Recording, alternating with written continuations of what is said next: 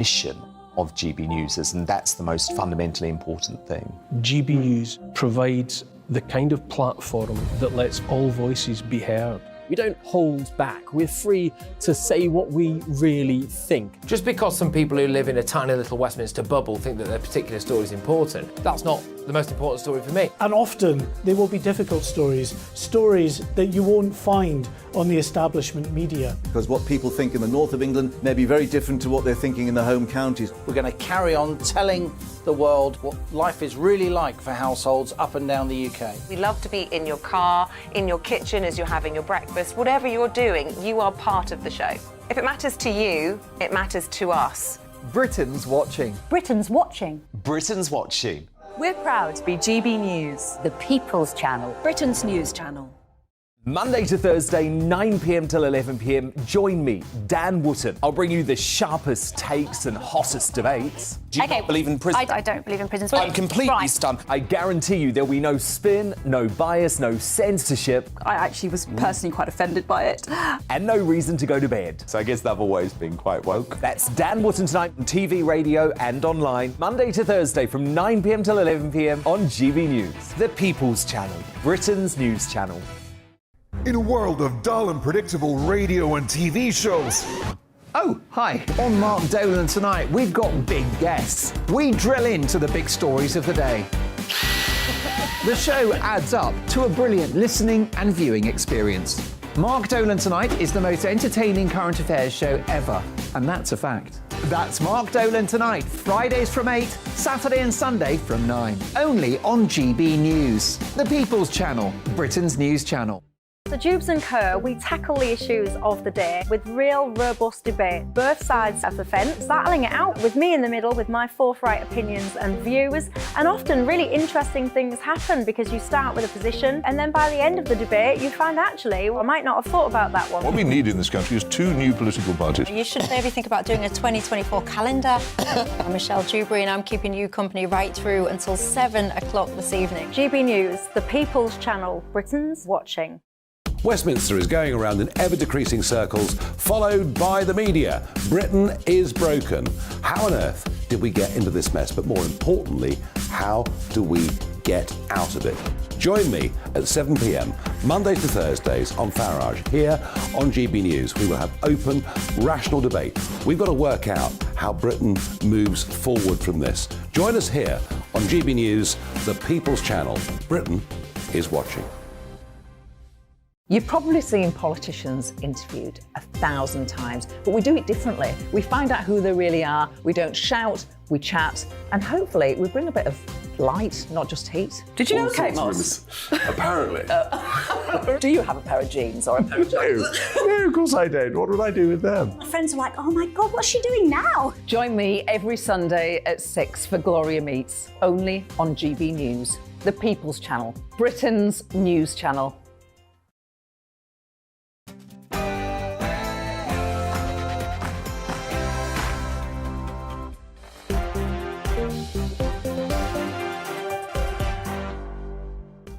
Hello there, 6 o'clock. I am Michelle Dewberry. Coming up tonight, we'll have all of the very latest following that horrific situation in Nottingham. There's been a huge outpouring of love at vigil today. Families of those victims attending as well. Can you even imagine what they must be going through? And here in England, junior doctors are striking again for the third time. Their request has not changed one bit, ladies and gents. They want a 35% pay rise and they are not budging. Should they get it or not? And how would we pay for it? What would it mean for the rest of the NHS if they did get their 35%? What do you make to it all? And Philip Schofield, that thing all went a little bit quiet, didn't it? It's all popped up again today, though, because the bosses have been grilled in Parliament and ITV bosses have admitted that there wasn't a formal investigation after all. Should there have been? And happy birthday to me, quite frankly.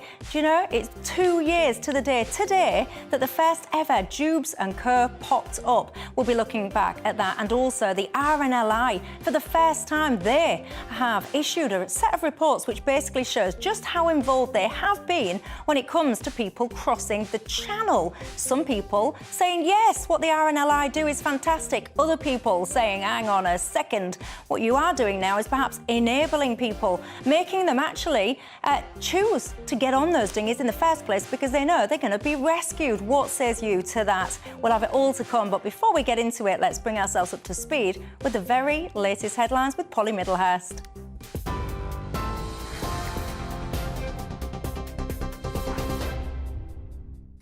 Michelle, thank you. Good evening. And as you've just been hearing, a vigil has been held this afternoon for the victims of yesterday's attacks in Nottingham.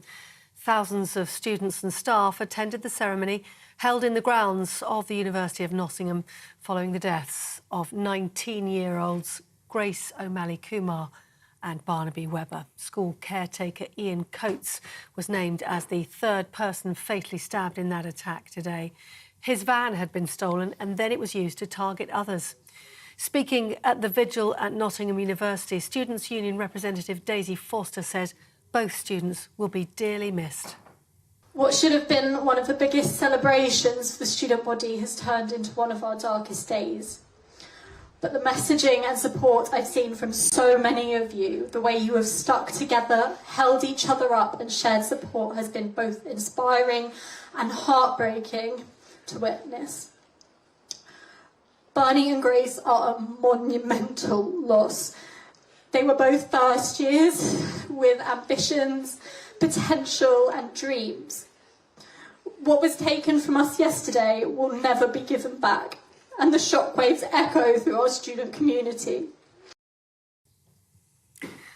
Well, the parents of both teenagers shared how much university life and friendships in Nottingham had meant to Grace and Barney.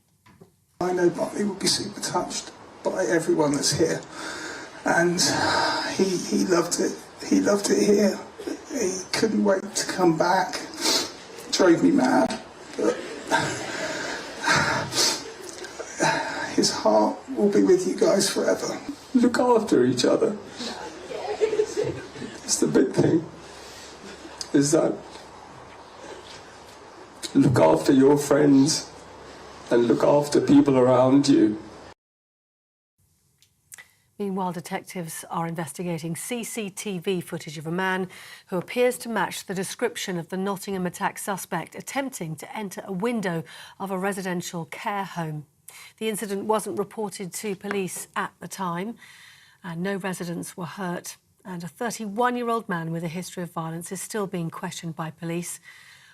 Earlier, GBNews spoke to Jason Derbyshire, a resident from that care home who was an eyewitness to the attempted break-in. Opened the curtains and there was just some guy stood under this archway, all dressed in black, got a black rucksack, black beanie hat on, just staring at the edges over there. Gone back in my room, had a wash. 30 seconds later, there's really loud banging, trying to get through that window. I didn't see the security guard come out, but apparently he did. The guy asked him, is it a hospital or a hostel? He went, no, it's a hostel. And then he just came back through this archway and just walked off there, dead calm. So yeah, it's horrendous. Absolutely horrendous. How someone can do that, I don't know. I really don't know. Well, in news away from Nottingham today, a Home Office minister has said the government will provide more legal routes for refugees to enter the UK. Lord Murray of Blidworth says new routes could be implemented as soon as the end of next year. That's after more than 9,000 people crossed the English Channel in small boats so far this year.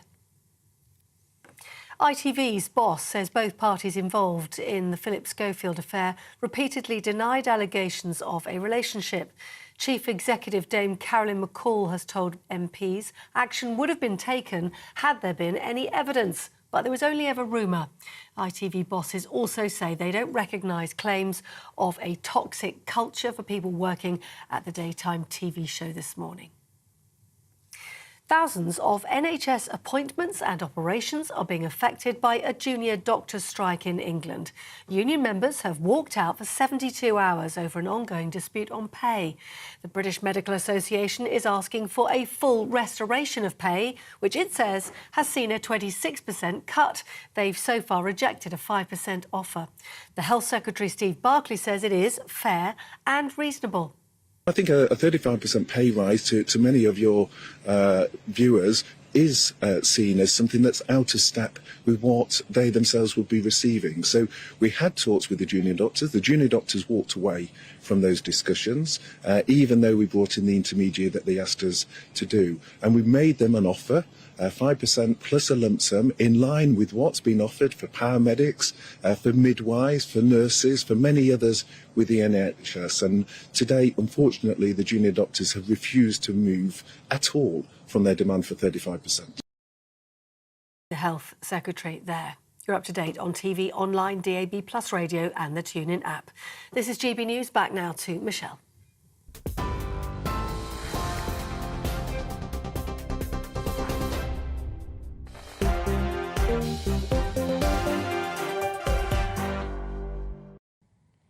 Thanks for that, Polly. I'm Michelle Dewberry and I'm keeping you company right through until 7 o'clock tonight. Keeping me company, I have got none other than the historian and GB News contributor, David Starkey. And I've also got this, ladies and gents, an empty chair. Look at that. Sitting on that chair imminently, I am confident, is the co-founder of Novara Media, Aaron Bastani. Public transport, don't you just love it when it runs late? Aaron, though, will be the kind of guy, he thinks that it should all be, renationalise some of this public transport. So that'll be an interesting conversation when he finally does make it. Anyway, you know the drill as well, don't you? It's not just about us three or us two in a chair. It's about you at home as well. What is on your mind tonight? You can get in touch all of the usual ways. GB Views at gbnews.com is how you reach me, or you can tweet me at GB News. But first up, of course, you will all be by now very, very familiar with the horrific goings-on in Nottingham yesterday. We covered them extensively as they happened. Mark White, our home and securities editor, has been there all day long and joins me to bring us all up to speed with the very latest developments. Mark, good evening. What can you tell us today? Well, today has been a very emotional day, of course, as we heard from the father of Grace Kumar, the young aspiring doctor on that medical degree, just 19 years old, who was stabbed to death in Ilkeston Road, stabbed to death alongside Barney Webber, her friend and fellow Nottingham University studier who was studying history at the time. That student, his father, David Webber, again also addressing this vigil, really talking about how much his son meant to him. It was very, very emotional to hear from David Webber and also from Dr. Kumar how he hoped that his daughter was going to follow in his footsteps. And in tandem with, of course, the very emotional side, the vigil that we've been hearing about today,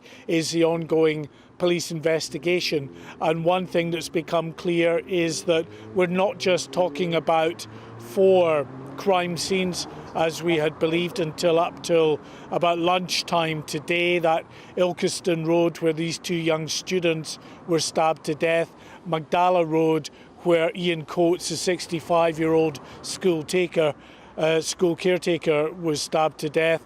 Also Milton Street where the 3 members of the public were run down by Ian Coates' stolen white van, and of course the location where that white van was eventually stopped by the police. But now there's this location, a residential care home for vulnerable homeless people, where it now appears that the prime suspect in this case tried to enter one of the rooms in this residential complex around about 5:15 yesterday morning.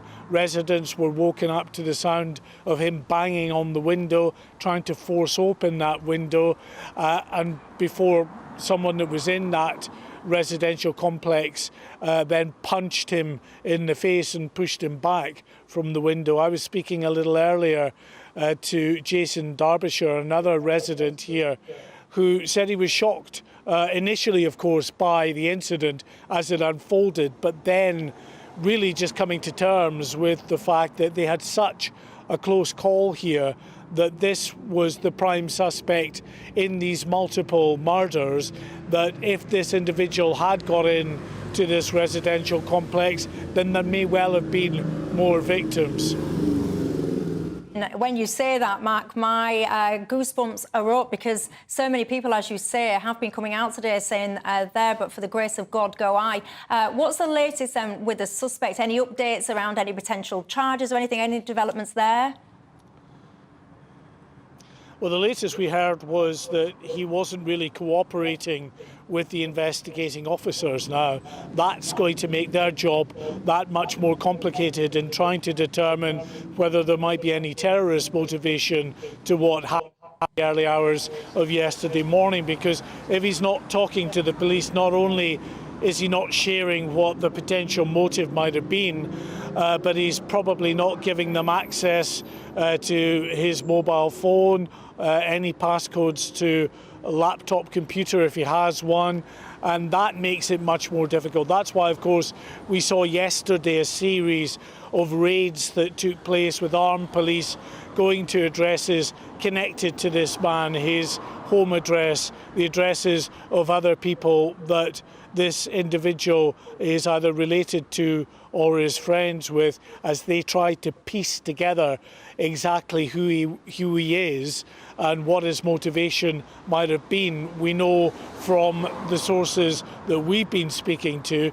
that he is a West African migrant, that he came to the UK more than a decade ago, believed to be living here.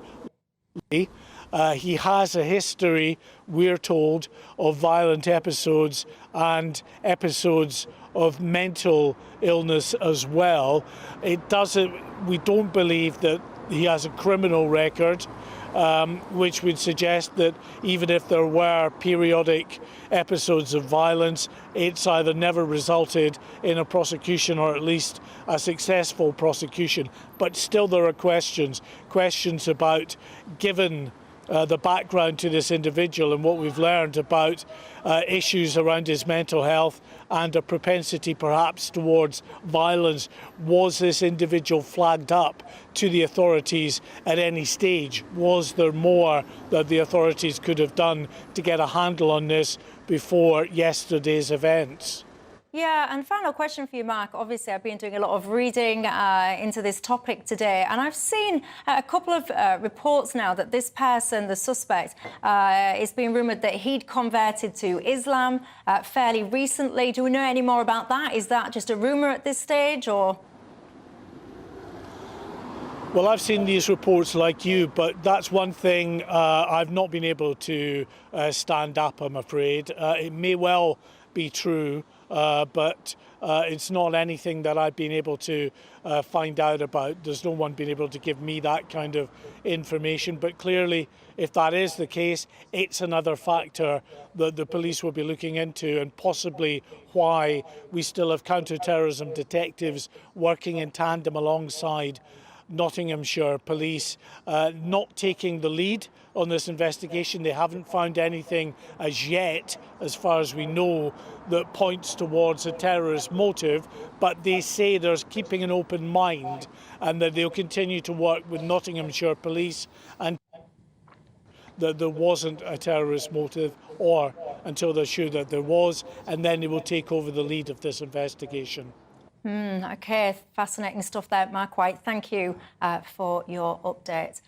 You know, we covered this topic yesterday, and I mean, all of us, so many people, you got in touch with me. It was just so much shock. And today there has been that vigil which took place. David, I mean, this is just such a, like I was saying to Mark then, my goosebumps, they come up on my arms thinking about this, talking about this. You saw the parents of some of these victims take to the stage today to talk about their children that have been taken in this way. The whole thing. I think actually I might have a clip of that vigil. Shall I just play that for a second if I can? No? Yeah? See, I mean, this is, I mean, you can see here the vigil, you know, and so many people have turned out, candles being lit there, etc., people paying their respects. You know, of course, I was just mentioning then the parents as well getting up to talk. I think we can play some of that at some point. But David Starkey... I wish you wouldn't. I must say I find that almost, dare I use the word, a pornography of grief. Well, the sheer... No, let me just try to explain. The sheer pitiful rawness of their emotions, those words wrung out of them amidst tears. It brought back an experience of mine. I was brought up a Quaker, and in meetings of the Society of Friends at our funerals, you're actually effectively expected to bury your own father or your mother. Right. I couldn't. But they are doing it because they want to, but I'm just saying that terrible, awful rawness. Anyway, let's just put that aside. No, I want to respond to you, actually, because Okay. I strongly disagree with you. I think when somebody has been taken in such a horrific, quick way, the point of these things, I mean, you listen to some of the siblings, some of the feelings that they're experiencing. You hear the parents sharing their experiences, their loved one. This, to me, when I see these kind of vigils, I feel it's a celebration. It's a mark of these people. It's a. I mean, again, my arms are up. It's a coming together. It's an outpouring. I think it's just we're different. It's very simple, Michelle. We're different generations. True. To me, this is. I thought you was only 21. This. To me, it feels like an intrusion into that which is most private, most terrible. You know, the rending of a child from a parent. But let's view it the other way around. And it was actually one of the parents, I think, who used this word, the senselessness. And I think what strikes me in this are those two young people, brilliant students, brilliant sportsmen. The caretaker, whom we mustn't forget. Yes. A man who has led a decent, worthy, responsible life. And then in contrast with that, we know what we're going to find out. We're going to find out a man with nothing, who represented nothing, who was self-destructive, who was bitter, who was only intent on damage. And it's this awful contrast. You know, as you said, at this arbitrary moment, these lives that mean something come into contact with what is a kind of... It's a kind of black hole of humanity. It is, and this is when, I mean, these things happen and the criminal justice system, obviously, that process needs to kick in and the outcome needs to happen and all the rest of it. But to me, I sit there and it makes me feel sick. The person that's done this, you just make me feel sick. And to mention this person in the same breath as mentioning these two teenagers full of life, and then you mentioned quite right, Ian Kurtz, the guy, he's a grafter, a decent man by all accounts, all of the kind of tributes you've heard paid to him today, decent guy, but going you see, out we've to had, earn a living. I want to just play, I know you'll say it's pornography. No, it's not I use, pornography, by but the way, Michelle, don't please, worry. I use the word with profound hesitation and reluctance. Try to understand the different position of a different generation. Actually, you'll be surprised, actually, David, because I suspect that a lot of my viewers, get in touch, let me know your thoughts. A lot of my viewers will completely agree with you. Some of you, I'm sure, will agree with me. I do just want to have a listen, given that we spoke about that. In case you haven't followed it, you won't know what on earth we're talking about. So here we go. Have a listen. I know Bartley would be super touched by everyone that's here, and he loved it. He loved it here. He couldn't wait to come back. It drove me mad. But his heart will be with you guys forever. Look after each other. It's the big thing, is that look after your friends and look after people around you. It's just heartbreaking, isn't it? So that's the two fathers there, of Grace and Barnaby, speaking out there at that packed vigil. I don't have an empty chair anymore. I do have it filled. Sorry. Aaron Bastani, it's all right. You know, this is just such a horrific... I watch that and it is... Your goosebumps are up. What do you make to it all? Well, I have to disagree a bit with what David said. I think this has real significance for people who never met these people, particularly because, we have to be honest, two are very young. They're in the flower of their youth. And that just represents and reflects something very important in our culture. And I think as well, most parents can sympathise with two parents who've raised their kids, done everything they could, and just as they were on the cusp of adulthood, autonomy, responsibility, a life of their own, they're taken away from them, which is incredibly cruel to the parents, of course, as well. So I can understand this response. And, you know, I agree it's probably partly generational, but I think most cultures and most times and places mourn the loss of the young in quite particular ways, and I think that's what we're seeing now. Yeah, and I've got to say, I'm looking, I can see your emails live as they're coming in, they're flying in, and there is a huge amount of people that share your sentiment and agree with it, but there are also, as I predicted, some the other way around. I do think it is important as well, because we are, you know, so much focus, I've seen it on the media, of those two very, very young, 19, I mean, I cannot even imagine, I can't, and I lost my sister, actually, when she was 19 in horrible circumstances. And when I hear those siblings, to your point, you know, I've read the tributes from the siblings of these two young people. It connects with me as well. And I think, you know, we all grieve, don't we, at various points in life. And I think seeing that, it kind of, I don't know, it brings us all together perhaps in some way, but of course, not forgetting that third victim as well, Ian, as I mentioned, going over, just minding his own business there, but for the grace of God, go many of us. Let me know your thoughts on some of that. So I'm going to take a quick break. I've got so much to get through tonight on the show. When I come back, I want to ask you about the doctors' strike, 35%. Should we just pay them what they want? Also as well, the RNLI, they have released their figures when it comes to channel crossing. Do you think it's a great service? Do you worry perhaps that they might be enabling people to make that voyage in the first place by knowing that they're going to get rescued? Tell me. First and foremost, I am a GB News fan, and I was before I was working here. Just love the fact that we're asking the questions that a lot of establishment media won't ask. With a bit of a twist, we not only want to inform you, but we want to keep you entertained. It's worth the drive because you get in and the team's all ready and waiting, they're itching to go, and it's a proper little family. GB News is the people's channel. It's the audience that makes the programme sing. We're giving our viewers and our listeners a voice. I see the thousands of your letters, tweets, emails, you name it, coming in. Britain is broken. How on earth did we get into this mess? But more importantly, how do we get out of it? The establishment had their chance. Now we're here to represent you. It's time for something different. It's time for GB News. I'm very patriotic. I believe in Britain.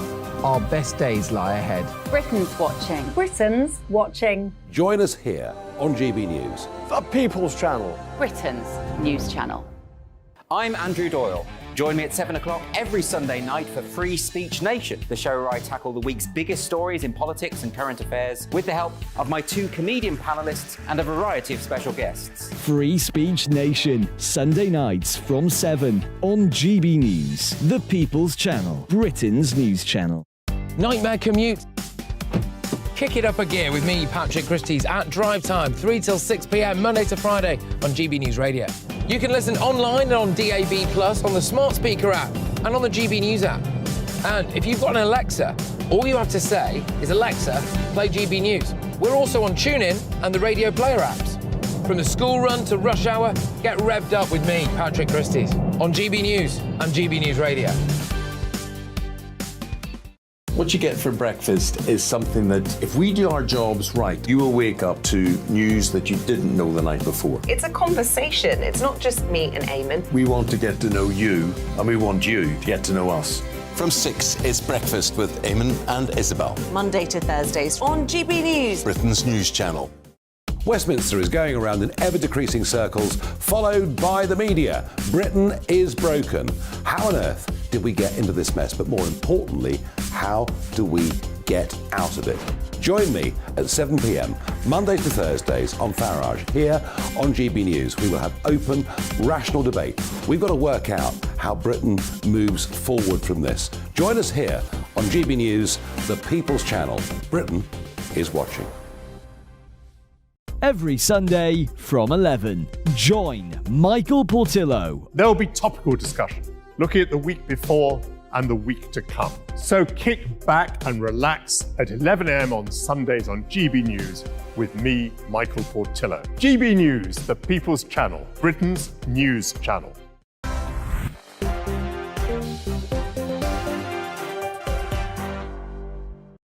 Hello there, I'm Michelle Dewberry with you right through till 7 o'clock tonight alongside with the historian and GB News contributor David Starkey and the co-founder of Novara Media, Aaron Bastani. He's arrived, everyone. His train arrived. I said to him, I bet you want to nationalise these things, don't you? He said, yes, he does. He reckons it'd be even better.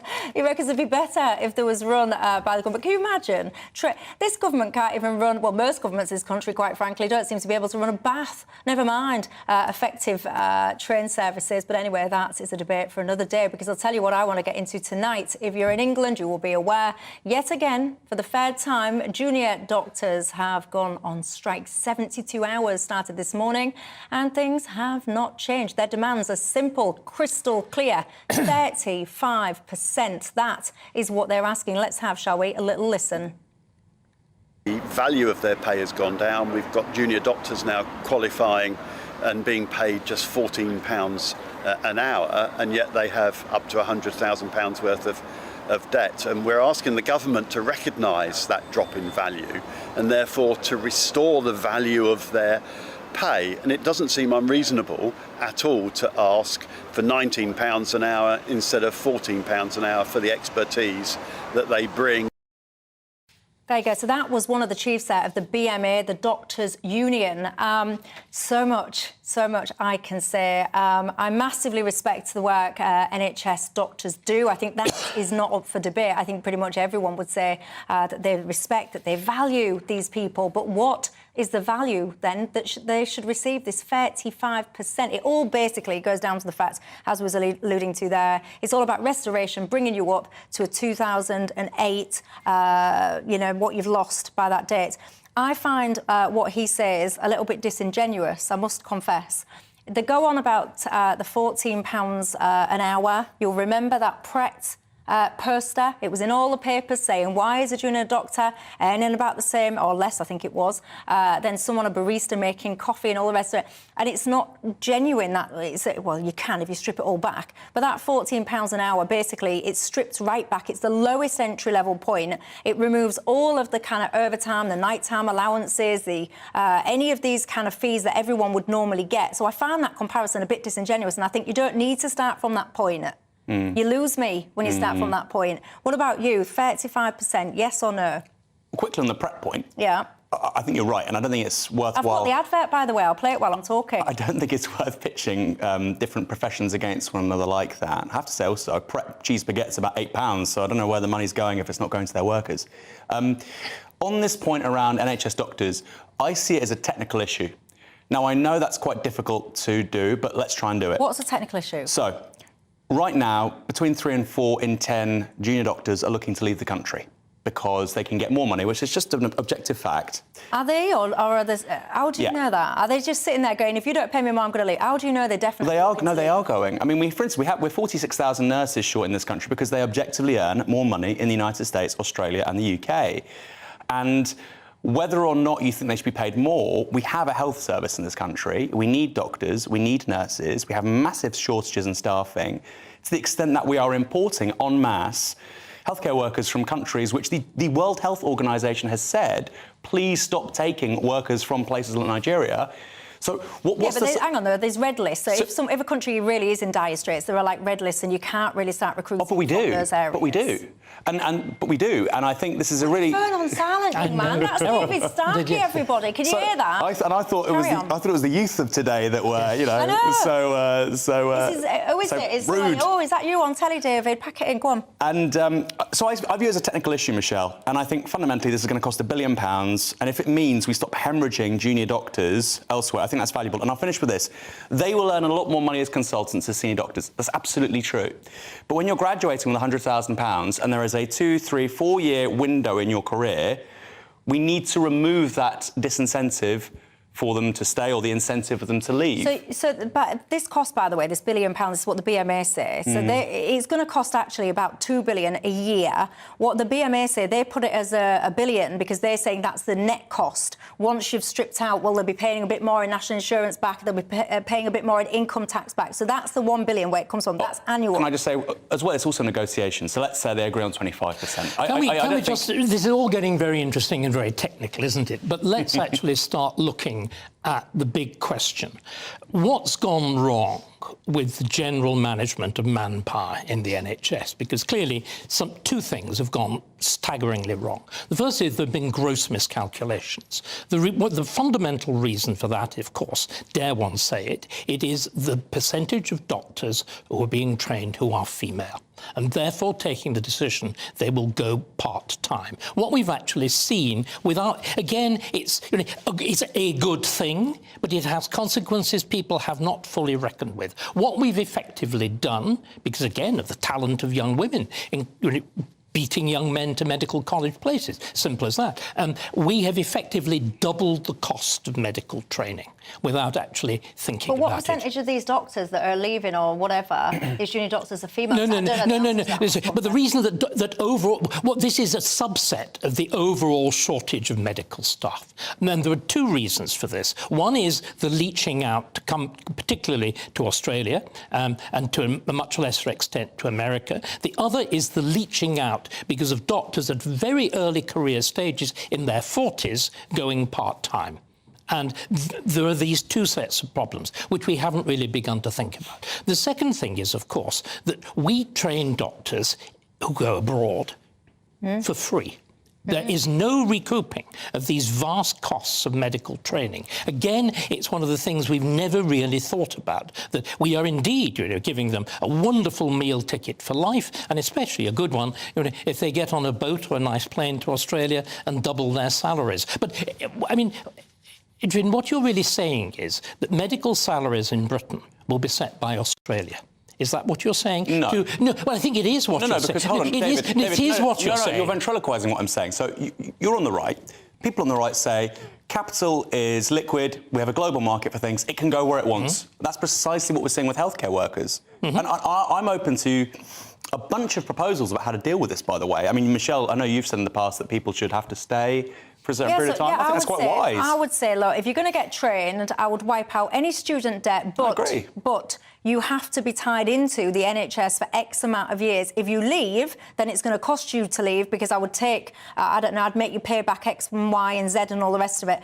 I would potentially, and I want to make it clear, because I know a lot of you get quite cross when I have these conversations, because you don't think I value the medical staff. I do value the NHS, my sister and mum are nurses, for example, but I'm also realistic when it comes to finances. And I think one of the things that gets missed in this conversation often is when we're talking about hourly rates and stuff, these people, for every £10 that they earn, they get £2, a 20% contribution to their pension. Which are vast. Yeah. Which I mean, again, one of the one of the reasons again that medics drop out very early is they build up vast pension pots by they're in their mid-50s, and because again of the idiotic rules introduced both by Gordon Brown and by his wicked twin on the right, George Osborne, pension pots are capped at a ridiculously small amount of money, so it's not worth. They incur effectively enormous net marginal taxation, and so they retire early. In other words, we've got a chaos of policies, none of which have ever been reconciled with each other, none of which have ever been thought out, which is, I'm afraid, the plain truth about the whole NHS. It does not work. The very basis of the NHS is wrong. What do you mean it's wrong? Do you think there shouldn't be like a universal healthcare? No, I think that what we need to... we should have models like continental Europe, What the NHS amounts to and why it works so profoundly badly, as anybody who's ever tried to see a GP will tell you, the NHS is not a health service. It is a very large bureaucracy designed to stop you seeing a doctor. That is its essential purpose. In private medicine, you see a doctor straight away. In a health service, you never do. Very quick response. Whether or not we have a private or public healthcare system in this country, if Britain doesn't train enough doctors and nurses, it won't work, and that's where we are. You lead me to a really interesting point I discovered today, everyone. Get this. In 2008, the BMA, I've just been mentioning that union, get this, at their annual conference, they voted to restrict the number of places at medical schools to avoid an overproduction of doctors with limited career opportunities. They also agreed on a complete ban on opening new medical schools. So when we start talking about the number of doctors, etc. Restricted practices, my dear. I would, if I was in the Cartel. BMA, I would start looking inwards a little bit, if you ask me. Anyway, what do you make to that conversation? Where do you stand on it? And 35%, is it realistic? And if you give it to the doctors, where do you stop? Is it just junior doctors that deserve that kind of pay rise or not? When I come back, I've got a lot to get into with you guys tonight. The RNLI, yes, brilliant, you're saving lives, but are you also perhaps encouraging people to make that crossing into the channel? You tell me. Like all families, we have arguments every now and then, but actually we agree on what the mission of GB News is, and that's the most fundamentally important thing. GB News provides the kind of platform that lets all voices be heard. We don't hold back. We're free to say what we really think. Just because some people who live in a tiny little Westminster bubble think that their particular story is important, that's not the most important story for me. And often there will be difficult stories, stories that you won't find on the establishment media. Because what people think in the north of England may be very different to what they're thinking in the home counties. We're going to carry on telling the world what life is really like for households up and down the UK. We love to be in your car, in your kitchen as you're having your breakfast. Whatever you're doing, you are part of the show. If it matters to you, it matters to us. Britain's watching. Britain's watching. Britain's watching. We're proud to be GB News, the People's Channel, Britain's news channel. Join me, Patrick Christie's, Monday to Friday, 3 till 6. We tackle the day's news agenda like you've never seen before. It's high tempo, high octane, the most controversial topics and the best guests. You will not be able to take your eyes and ears off it. I'm not afraid to ask the questions that you really want answered. 3 till 6 p.m, Monday to Friday on GB News, the People's Channel, Britain's news channel. Join me, Camilla Tominey, on Sunday mornings from 9:30, taking the politicians to task and breaking out of SW1 to see how their decisions are affecting you across the UK. Bursting the Westminster bubble every Sunday morning, only on GB News, the People's Channel. Britain's watching. Join us every night on GB News at 11 p.m. for Headliners, which is 3 top comedians going through the next day's news stories, which is exactly what you need, because when the establishment has gone crazy, you need some craziness to make sense of it. So join us 11 p.m. every night on GB News, the People's Channel, Britain's news channel. Hi, I'm Dan Wootton. You can watch me live on GB News Monday to Thursday from 9 p.m. And did you know that you can also watch and listen live on our website, gbnews.com. You'll always be up to date on the latest breaking news, as well as enjoying the best stories, opinions and shows. You can even join the debate under our live player as you're watching. So head straight to gbnews.com on TV, radio and online. GB News, Britain's news channel. So Dewbs and Co, we tackle the issues of the day with real robust debate, both sides of the fence, battling it out with me in the middle with my forthright opinions and views. And often really interesting things happen because you start with a position and then by the end of the debate you find actually, well, I might not have thought about that one. What we need in this country is 2 new political parties. You should maybe think about doing a 2024 calendar. I'm Michelle Dewberry and I'm keeping you company right through until 7 o'clock this evening. GB News, the People's Channel, Britain's watching.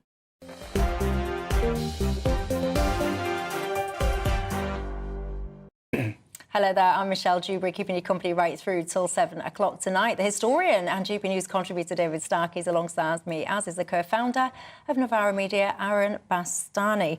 Lots of you guys getting in touch about that strike.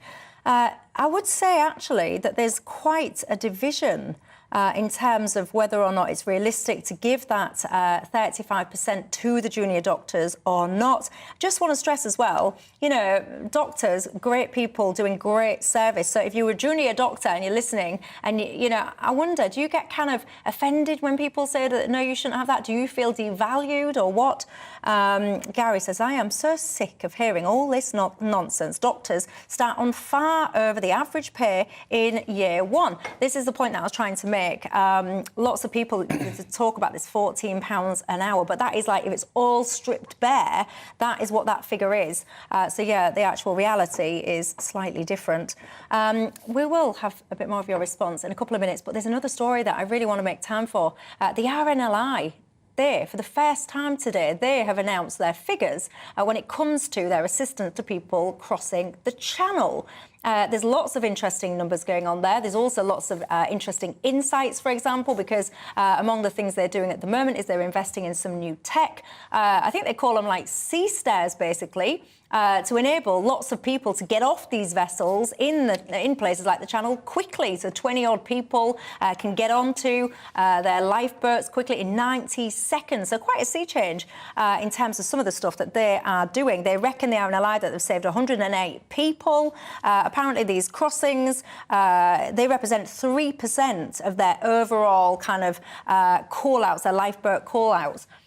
This has kind of divided people, David. Some people are saying, well done, RNLI, great life-saving service. Other side of the fence is saying, hang on a second, because if you get into these dinghies and you know, a lot of people will perhaps be pushed to make that decision because they know all they've got to do. You're not crossing the Channel in this dinghy. Let's get rid of that notion. You're not crossing the Channel. You're just trying to get from France to the border. Territorial waterboarding. Yeah, that's it. Yeah. I think that's right. And if I were taking a really hard line, never, never, I would say that I'm afraid the RNI is a royal institution. Interesting that a royal institution is actually an accessory after the fact to a criminal act, which I think an illegal immigrant is committing a criminal act. And we've completely refused to admit this fact.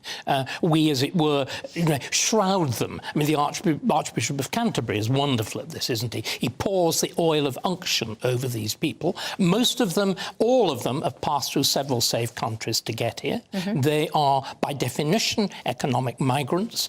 They are, of course, usually able to pay very low. I mean, this is, again, the thing that people do not simply grasp. These people are not destitute. They are paying huge sums of money to people smugglers. Nobody gets on one of those boats without handing over several thousands of pounds. And so as I use this, they're bribing their way into Britain. They're committing a criminal act. And a royal institution that enjoys royal patronage is aiding and abetting them. Let's call things by proper names. Very harsh words there. I mean, I do have to point out that, you know, yes, I often share your description in terms of economic migrants, but of course, lots of these people do go on to get asylum status. I mean, we debate that often, whether or not they should. But, Aaron?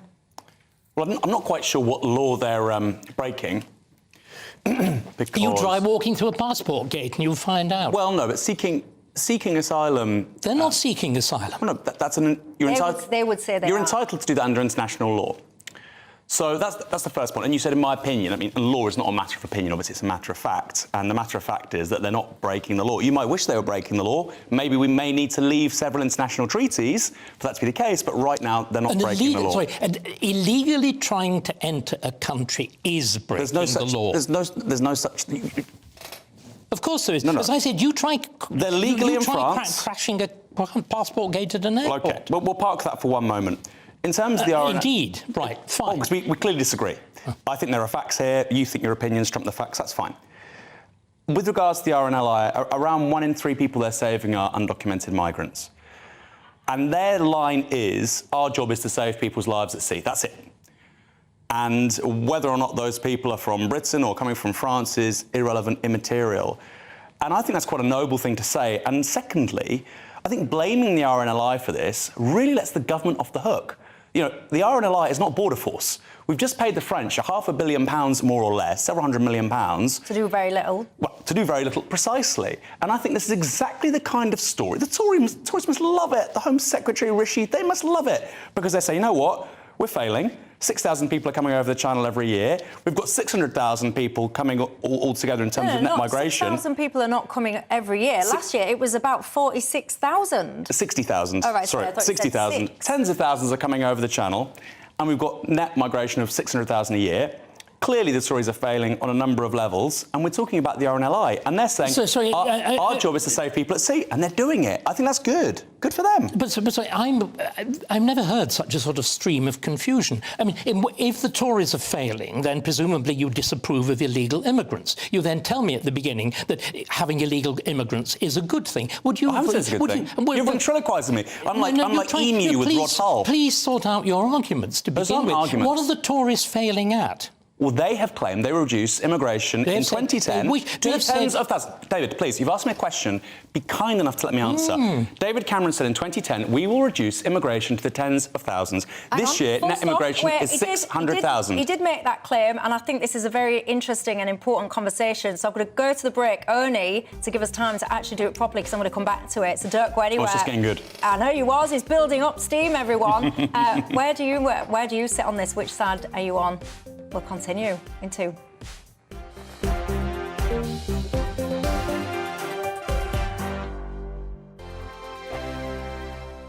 I joined GB News because I was sick and tired of not hearing my views being represented, not just mine, but so many people that I knew and spoke to. I just couldn't get my voice out there. I couldn't say anything. I couldn't do anything. Whatever the narrative was, I kind of had to follow it. GB News is there to provide a voice for those who have been ignored by the establishment media. We think different things, we've got a different style. GB News is here to be optimistic and positive about the future. It's real kind of dynamic and flowing, with the audience very much at the heart of it, like a big family.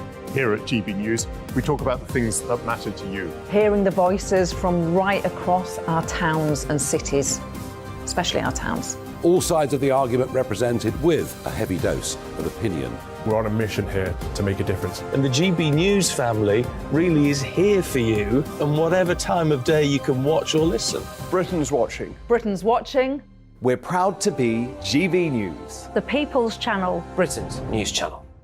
Monday to Thursday, 9 p.m. till 11 p.m. Join me, Dan Wootton. I'll bring you the sharpest takes and hottest debates. Do you not believe in prison? I don't believe in prisons. I'm completely stunned. I guarantee you there'll be no spin, no bias, no censorship. I actually was personally quite offended by it. And no reason to go to bed. So I guess they've always been quite woke. That's Dan Wootton tonight on TV, radio and online. Monday to Thursday from 9 p.m. till 11 p.m. on GB News. The People's Channel, Britain's news channel. You've probably seen politicians interviewed 1,000 times, but we do it differently. We find out who they really are, we don't shout, we chat, and hopefully we bring a bit of light, not just heat. Did you know Kate Moss? Apparently. Do you have a pair of jeans or a pair of jeans? No, of course I don't. What would I do with them? My friends are like, oh my God, what's she doing now? Join me every Sunday at 6 for Gloria Meets, only on GB News, the People's Channel, Britain's news channel. Weeknights on GB News from 6 p.m. You'll always get drama. Please stop, Michelle. I know, yeah. Please stop. Should I just shut up? Romance. You like me, I like you. There you go. There you are. Well, don't tell anybody. Adventure. Etc. That's the whole point. And action. Sergeant Reed, my superstar panel that are already at it. They're fighting. It's going to be quite a show. Only on GB News. Britain's watching. In a world of dull and predictable radio and TV shows. Oh, hi. On Mark Dolan tonight, we've got big guests. We drill into the big stories of the day. The show adds up to a brilliant listening and viewing experience. Mark Dolan Tonight is the most entertaining current affairs show ever, and that's a fact. That's Mark Dolan Tonight, Fridays from 8, Saturday and Sunday from 9. Only on GB News, the People's Channel, Britain's news channel.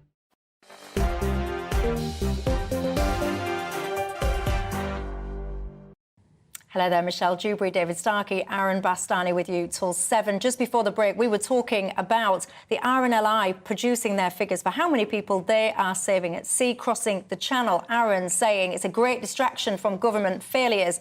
David saying, what government failures? Continue, gents. But David was saying that I'm a hypocrite because I think, first of all, I don't think undocumented migration is good. I think, obviously, in an ideal, perfect world, there would be no undocumented migration. Ah, OK. I don't think it's good. Shall we then move on? In an ideal world, it would all be legal. Shall we move on? Because I am being accused of saying something which I do not believe. I think the handling of immigration by the Conservative government, like most other aspects of the Conservative government, has been catastrophic. But I think it's absolutely certain it will be even worse if your lot got in. You're probably more critical of Keir Starmer than I am, frankly. But let's leave that one aside. And remember, this is not simply a British problem. Italy is labelling under exactly the same thing the south coast of France is. There is... This is all immaterial. We're talking about the RNLI. What we have here in Britain is a quite remarkable connivance in the part of a royal charity, and indeed, dare one say it, the Royal Navy. There are notions that there are superior sets of values to those of the law and of the state, that there is this kind of notion of a common humanity which overrules mere things like law, like nationhood and so on. I think it's profoundly dangerous. I'm sure Aaron thinks it's probably a good thing. Well, Eileen says, I don't think people will be happy to donate to the RNLI knowing that this is what they're doing. Clive says, I have removed them from my list of charities to which I donate. Well, you'd be surprised, ladies and gents, to learn then, if that is the attitude, that actually their donations increased in that period, in the last period. They increased 3.5%, if my memory serves me correctly, which I'm right, it does. That it does. Peter, you've just been in touch, one of my viewers, saying, Michelle, today is the anniversary of the end of the Falklands War. Please, can you give a mention to all those who served, all those affected, all those who gave the ultimate sacrifice? You're saying that you've not heard any mention of this anniversary at all in any of the media anywhere. I think, Peter, you raise a very good point. Ultimate respect, of course, you say there to all of those people that you just mentioned and beyond. Let's move on, though. Did you know today... Yes, today it is 2 years to the day that we broadcast the first Dewbs and Co. Look.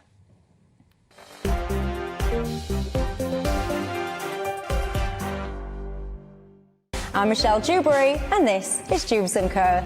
For parts of the show, this is the only reason I said yes to covering this, because I get a free drink, and I'm a northerner, and when there is free alcohol, we're there, what can I say? The individual claimed, get this, that he put the item on the floor whilst having a clear-out, and then he slipped, and he fell on it.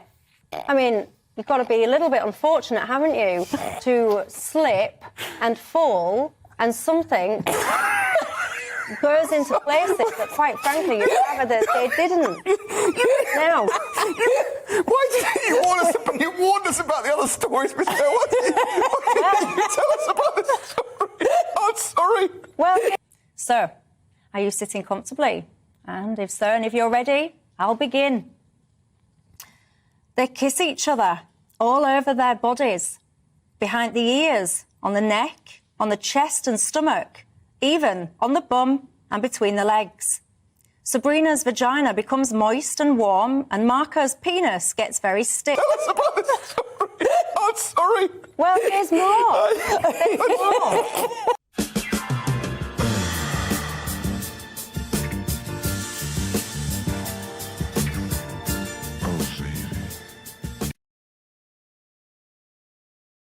Michelle Dewberry, can you wolf whistle me? Right, yeah, to be clear, I'm not wolf whistling fine. You didn't have to say that right, for ready, a second. You know. Ready, and by the way, I've not warmed up, so it might not work. Wait a minute. I would happily send you to prison for 2 years for that. Tell us about this story. I'm sorry. Well, there's more. There's more.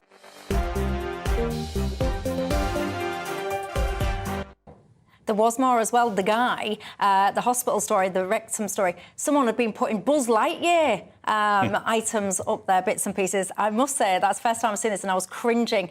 When you might be wondering, what was she talking about there, those rude bits? That was a book aimed at 7-year-olds. One of the most mortifying things I've ever had to do in my entire life was to read that out. I can tell you I was blushing as I was then watching it back. That is the kind of things that the children, 7-year-olds, are having read to them. Disgusted me, so it did. And I worry that things have perhaps got worse, not better. Thank you for watching us, for supporting GB News. We appreciate it. Long may it continue. But for now, it does not continue, gents, because Farage is up next. We've got to say thank you and good night. Do not go anywhere. Hello, it's Aidan McGivern here from the Met Office with the GB News forecast. It's been another stunning day across the whole of the UK today. Clear skies for most, continuing overnight and into tomorrow. Staying warm both by day and by night with high pressure to the north of the UK. We've still got this cooler easterly airflow affecting eastern parts, but it's a relatively dry airflow, so cloud-free skies for the vast majority. Having said that, odd shower possible as we go into the evening for northwest Scotland, perhaps even a rumble of thunder. They'll clear away. Some mistiness hanging around for the north of Scotland around the coast. Some low cloud developing across central parts of England. But otherwise, it's clear skies for the vast majority. And despite those clear skies, it's going to stay warm overnight. Temperatures lingering in the teens. So in some spots, particularly city centres in the south, it's going to be an uncomfortable one for sleeping, I think. But we'll start off with sunny skies once again on Thursday morning, and although some clouds will bubble up because we're going to see a bit more instability in the atmosphere, a bit more humidity arriving, nevertheless plenty of sunny spells and temperatures once more reaching the mid to high 20s, the hotspot likely across central and southern parts of England, but still widely temperatures well above average, except for that east coast once again. However, some storms will form over the Republic of Ireland, and into the evening they'll likely push into parts of Northern Ireland, especially towards the west. And these could be pretty vicious with torrential rain, frequent lightning and large hail, so it could cause some impacts for parts of Northern Ireland late afternoon into the evening. They clear away overnight, and then for most it's a dry and warm start to Friday. Widespread sunny skies once again, but the signs are there of a change. Once again, thunderstorms developing across Ireland.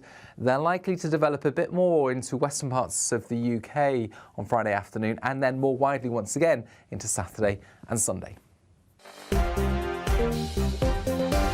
First and foremost, I am a GB News fan, and I was before I was working here. Just love the fact that we're asking the questions that a lot of establishment media won't ask. With a bit of a twist, we not only want to inform you, but we want to keep you entertained. It's worth the drive because you get in and the team's all ready and waiting, they're itching to go, and it's a proper little family. GB News is the People's Channel. It's the audience that makes the programme sing. We're giving our viewers and our listeners a voice. I see the thousands of your letters, tweets, emails, you name it, coming in. Britain is broken. How on earth did we get into this mess? But more importantly, how do we get out of it? The establishment had their chance. Now we're here to represent you. It's time for something different. It's time for GB News. I'm very patriotic. I believe in Britain. Our best days lie ahead. Britain's watching. Britain's watching. Join us here on GB News. The People's Channel. Britain's news channel.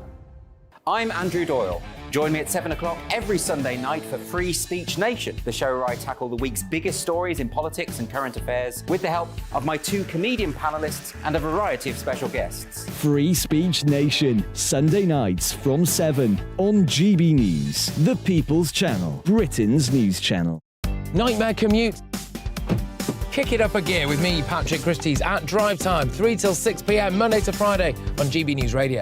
You can listen online and on DAB+, on the smart speaker app and on the GB News app.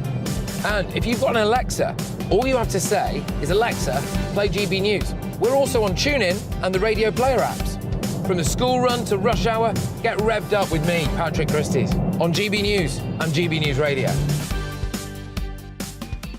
What you get for breakfast is something that, if we do our jobs right, you will wake up to news that you didn't know the night before. It's a conversation. It's not just me and Eamon. We want to get to know you, and we want you to get to know us. From 6, it's Breakfast with Eamon and Isabel. Monday to Thursdays on GB News, Britain's news channel. Westminster is going around in ever-decreasing circles, followed by the media. Britain is broken. How on earth did we get into this mess? But more importantly, how do we get out of it? Join me at 7 p.m, Mondays to Thursdays on Farage, here on GB News. We will have open, rational debate. We've got to work out how Britain moves forward from this. Join us here on GB News, the People's Channel. Britain is watching.